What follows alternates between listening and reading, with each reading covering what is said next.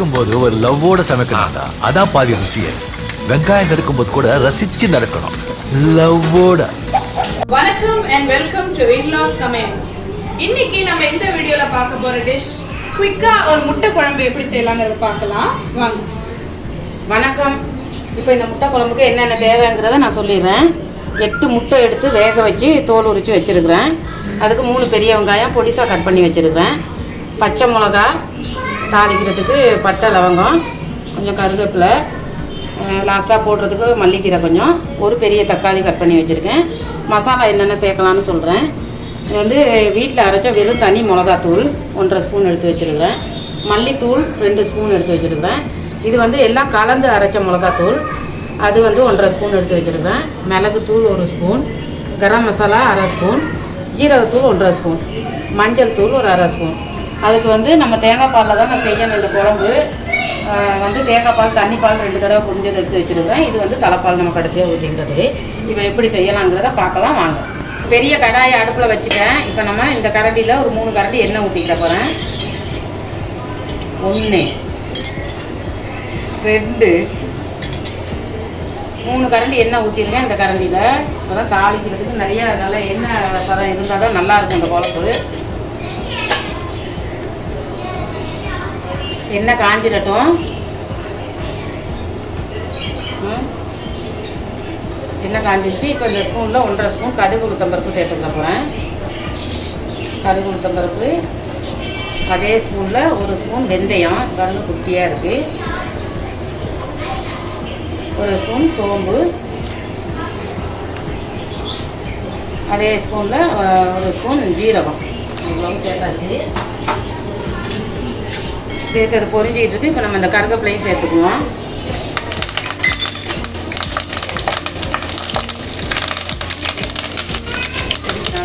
இப்போ அந்த பட்டை, கராம்பு எடுத்து வச்சுட்டு அதையும் சேர்த்துக்கிறேன். கொஞ்சம் கறி குழம்பு வாசனை வரும் இந்த குழம்பு இப்படி செஞ்சால். பச்சை மிளகா சேர்த்துக்கிறேன்.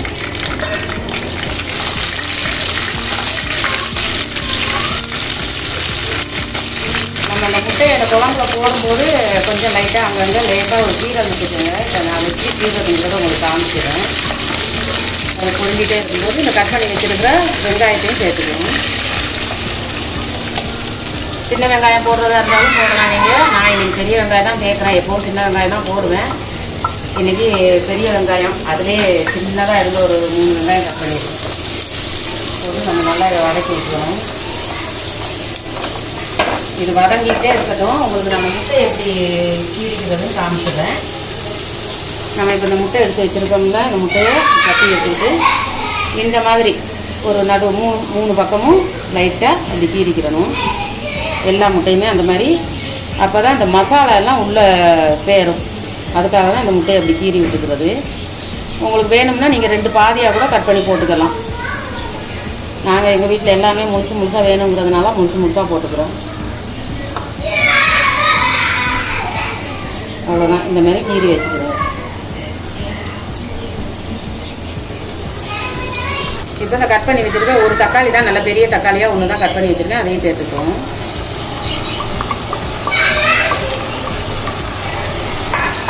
சேர்த்து நல்லா கிண்டி விட்டுருவோம். வதங்குறதுக்கு நல்லா வதங்கி அது மசிஞ்சு வரணும். இப்போ ஒரு சில பேர் இந்த முட்டை குழம்பு வெங்காயம் இந்த கடையில் அரைச்சி கூட போடுறாங்க. அரைச்சி போட்டாலும் நல்லாயிருக்கும். அப்படி போட்டால் கிரேவி என்ன பண்ணிடுறாங்க? இதிலே கிரேவி கிடைக்கும். நல்லா வறுத்து நல்லா வதங்கிருச்சுனாலே கிரேவி கிடைக்கும். அதுக்காக தான் நல்லா மசிய விட்டுருது.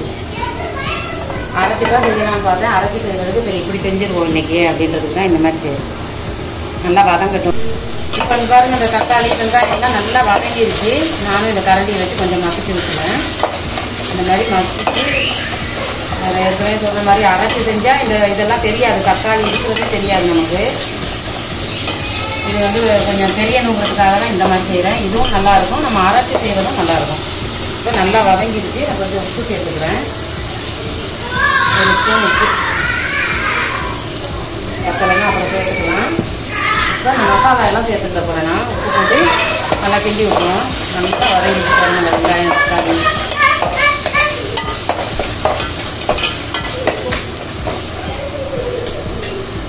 இப்போ இந்த மசாலா எல்லாம் ஏற்கனவே நான் சொன்ன மாதிரி எல்லாம் கலந்து அரைச்ச தூள், மல்லித்தூள், மிளகாத்தூள், ஜீரகத்தூள், கரம் மசாலா, மிளகுத்தூள், மஞ்சத்தூள் எல்லாத்தையுமே நான் இப்போ ஒன்றா சேர்த்துறேன்.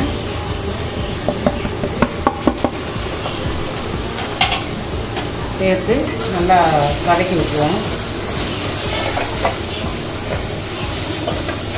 இந்த குழம்பு ரொம்ப டேஸ்ட்டாக இருக்கும். நாங்கள் அப்பப்போ செய்வோம். இப்போ செஞ்சு ரொம்ப நாளாச்சு. நல்லா இதெல்லாம் நல்லா வதக்கி விட்டாச்சு. எண்ணெயிலே தான் மசாலாலாம் போடணும். ஆமாம். இப்போ நம்ம இந்த 2வது பால் எடுத்து வச்சுருக்கோம்ல, இதில் வந்து 2 தடவை புழிஞ்சிருக்கிறேன். நான் இந்த பால் ஊற்றிக்குவோம்.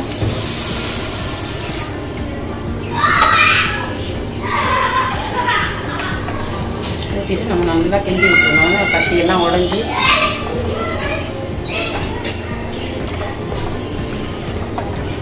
தக்காளி இருக்கிறதே தெரியலை பாருங்கள். தக்காளி போட்டோமானே தெரியலை. வெங்காயம் தக்காளி எல்லாம் நல்லா வதங்கிடுச்சு. இப்போ இது வந்து கொஞ்சம் நேரம் கொதிக்கிறதுக்குள்ளோம். அதோட இந்த கொஞ்சம் தண்ணி சேர்த்துக்கிடுவோம்.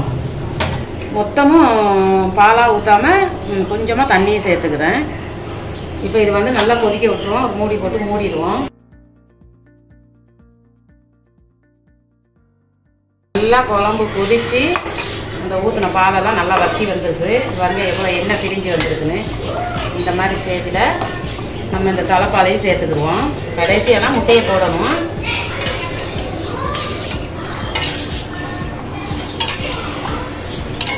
இப்போ நான் இந்த தலைப்பாலையும் சேர்த்துக்கிறேன். குழம்பு நிறைய வேணுங்கிறவங்க கொஞ்சம் நிறைய சேர்த்துக்கலாம். கொஞ்சமாக வேணுங்கிறவங்க கொஞ்சமாகவே செஞ்சுக்கலாம். தலைப்பாலையும் சேர்த்துனேன். அதில் கொஞ்சமாக தண்ணி சேர்த்து, ஏன்னா வந்து திக்கு பால், அதையும் நம்ம அதில் ஊற்றிக்கிறோம்.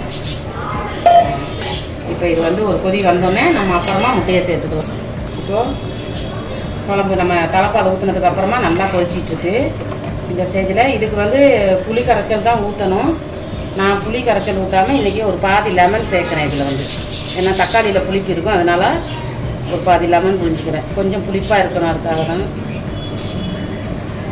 இதை போட்டு எடுத்துட்டுங்க. நல்லா ஒரு பாதி சேர்த்துக்கலாம். நீங்கள் இவ்வளோ குழம்புக்கு சேர்த்து கிண்டி விட்டுட்டு நல்லா கிண்டி விட்டுருவோம். இப்போ அடுத்து நான் முட்டையை சேர்க்க போகிறேன்.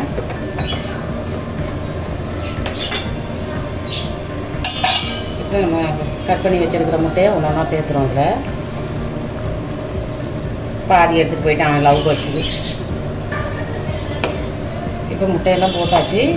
இன்னும் கொஞ்சம் ஒரு கொதி வர்ற வரைக்கும் நம்ம மூடியை போட்டு மூடி வச்சுருவோம். நம்மளோட முட்டை குழம்பு ரெடி. அவ்வளோ தேங்காய் பால் நிறைய ஊற்றியும் பாருங்கள் நல்லா வற்றி வந்துருச்சு. முட்டையே உடையவே இல்லை.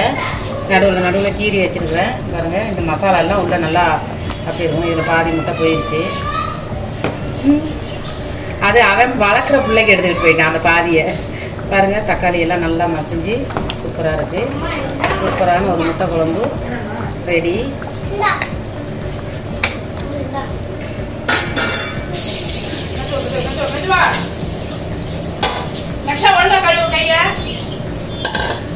இதில் வந்து மல்லிக்கீரை கொஞ்சம் எடுத்து வச்சுருக்கிறேன். அதை நம்ம வந்து லைட்டாக மேலால் தூக்கிக்குவோம். மல்லிக்கீரை போட்டால் இன்னும் டேஸ்ட்டாக இருக்கும் குழம்பு.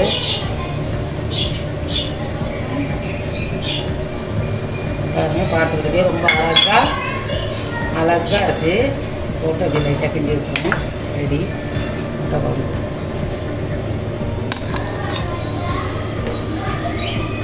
நம்ம எத்தனை பேர் இருக்கணுமோ அத்தனை முட்டை போட்டுக்கலாம். நான் இன்றைக்கி எக்ஸ்ட்ராவே 2 முட்டை ஒரு முட்டை சேர்த்துருக்குறேன். சூப்பரான நல்ல திக்கான ஒரு முட்டை குழம்பு. இதே வந்து நீங்கள் தக்காளி வெங்காயம் அரைச்சி கூட நீங்கள் செய்யலாம். ஏற்கனவே ஒரு தடவை எங்கள் மருமக வந்து தக்காளி வெங்காயம் அரைச்சி ஒரு முட்டை குழம்பு வச்சிருச்சு. ரொம்ப டேஸ்ட்டாக இருந்துச்சு. அன்றைக்கி குழம்பே மிஞ்சலை எங்கள் வீட்டில். அந்த மாதிரி நீங்கள் செஞ்சு பாருங்கள். இதே மெத்தட்லையும் நீங்கள் செஞ்சு பாருங்கள். ரொம்ப நல்லாயிருக்கும். ஸோ நல்ல டேஸ்டியான ஒரு முட்டை குழம்பு எப்படி வைக்கிறதுன்னு பார்த்தீங்க. இந்த வீடியோ பார்த்து உங்களுக்கு பிடிச்சிருந்தா இதை ட்ரை பண்ணி பாருங்கள். வீட்டில் எப்படி இருந்ததுன்னு கமெண்ட் செக்ஷனில் சொல்லுங்கள்.